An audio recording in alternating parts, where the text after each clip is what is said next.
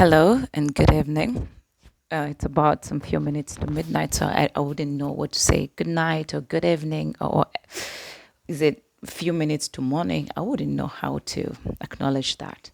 Anyway, welcome back to my channel. This is The Different Perspective, and I'm your host, Leanne Jahi.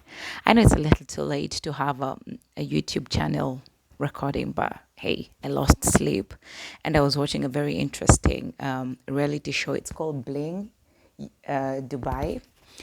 And I was just thinking, and I posted this really quick on my Facebook page, and I said, I believe the biggest achievement as a parent is to make sure we live out our lives to the fullest without holding our kids hostage.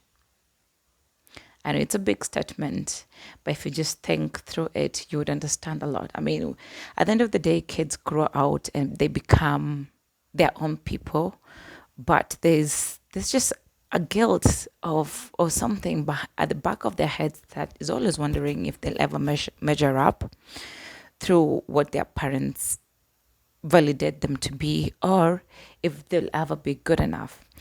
And I can only share, in my platforms, I only share what I know. I cannot share what I don't know. And part of coming to know what I know is through the experiences I've gone through in life. And they've somehow shaped my perspective, which is a beautiful thing. And I know me through sharing my views and how I see life somehow gives somebody permission to live out their truth or just allow themselves to go through a healing phase in their lives. Um,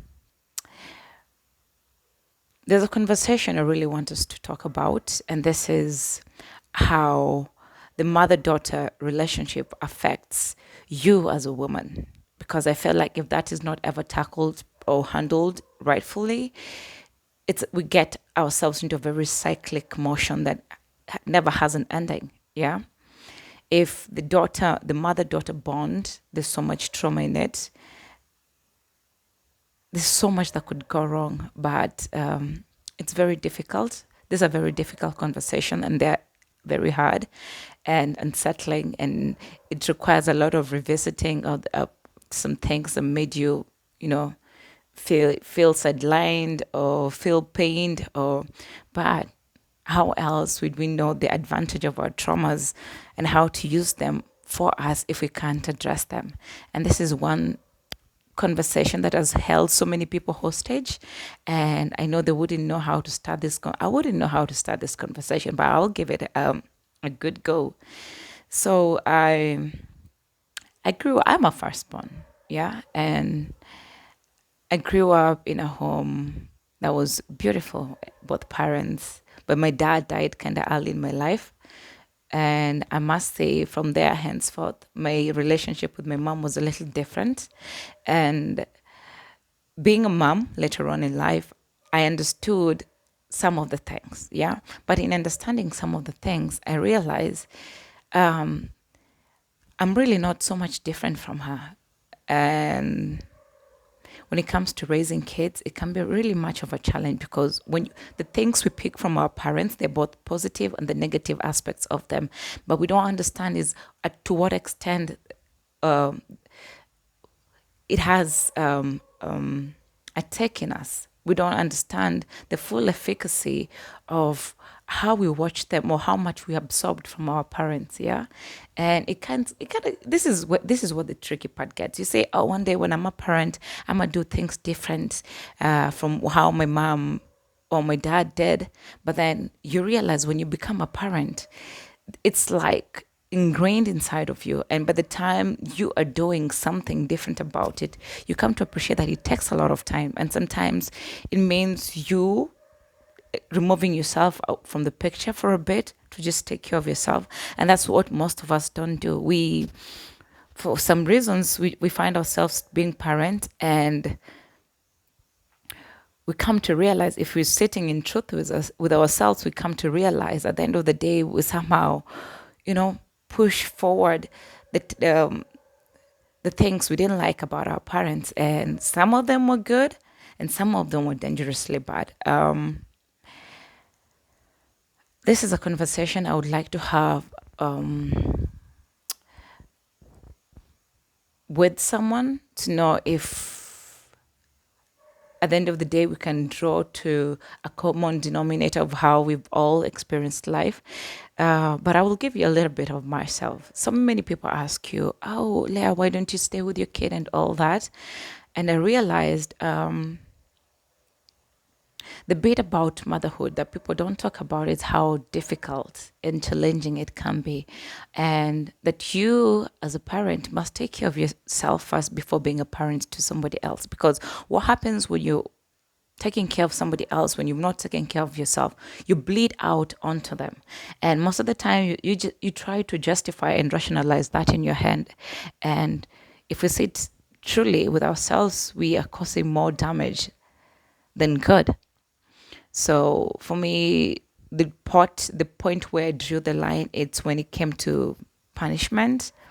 I know I went a little overboard with my kid, and when I was calm and I thought through the whole thing, it would leave me with so much guilt, and I realized I don't have capacity to be a mom in a way that my son needs me when he's with me. Um, So when the opportunity presented itself where he could be with his grandmother and I could take care of myself, I said, why not? But how that is viewed to so many people, and this is why telling the difference and understanding why you do the things you do is very important, that it's clear to you. For any other person, they would feel, oh well, it's an easier road. You can get to party and see your life and not feel the sense of responsibility. But for you, the reason why you're doing it, that needs to be very clear and very sound in your own head. I personally understood I'm not in a space where I can be a healthy parent, and these are some of the things I need to work on myself by myself. And I cannot do that with my kid around. So I am not having this conversation in the depth that it needs to be had in, but I keep telling people around me, because people open up and they tell you about the difficulty of parenting in motherhood. And me, I applaud people who take pride in being single parents. You're doing double time. It takes a toll on you, and the kids, most of the times, they are the ones on the receiving end on what the public doesn't see. They see people in the public, they see the glamour, the ease, the results, and they see the narrative, but that you push as a parent. But the kids are the ones who truly living the reality of us being a single parent, and sometimes they're paying a high price for it, and I don't think it's worthwhile. Yeah, I don't think it's worthwhile. So for me, it was this particular day that I knew things had gone overboard. Is My son lost the key to the house, and I came back a little late.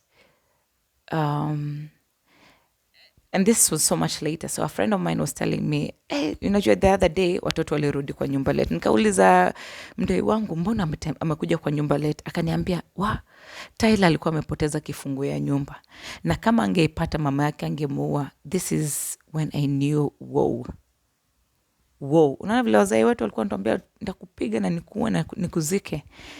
These things, in as much as we take them and say them out as a joke, they're quite damaging. And for me, that was the moment. That was the moment, besides another one. That was a very clear moment. I knew, maybe I can't do this. And I know it's so weird when women say, oh, me, I don't think there's been enough space or room for women to talk about the difficulties that come with motherhood. Women don't have a space to say, hey, mimi hapa hivi nimeshindwa. We don't have those spaces. And I hope that in my platforms, in my very small ways, I get to open those spaces and liberate women, or even men who are taking up double duties, to just have a moment and just be human. And if there's help, that they can get that help. We have people who even give up their kids for adoption, not because they hate the kids, because they know with them, they would do so much damage. Yeah. And these things, they don't make sense when you are in the situation.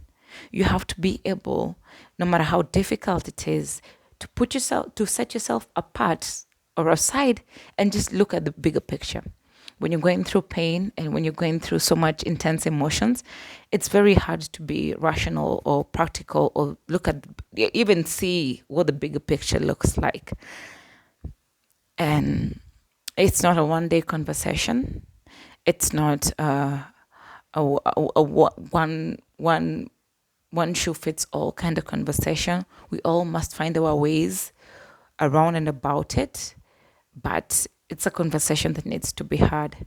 My voice is shaky because sometimes I don't know how to go about it because of the depth that it comes with.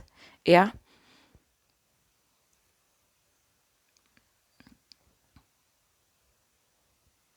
But I know it's necessary if we're looking to stand in and be the generation that sets out a different narrative for our kids and their kids and the kids after them.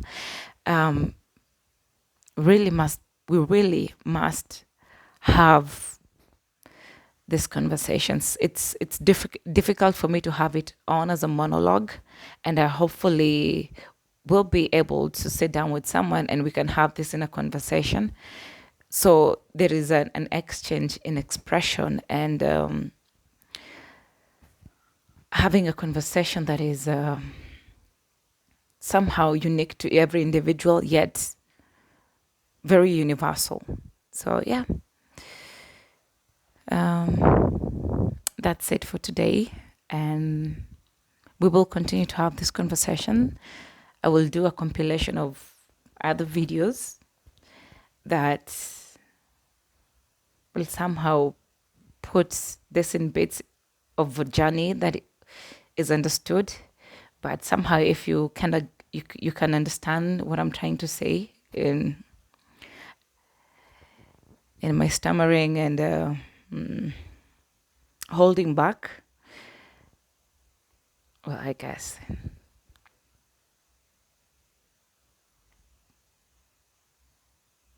you resonate. All right, bye.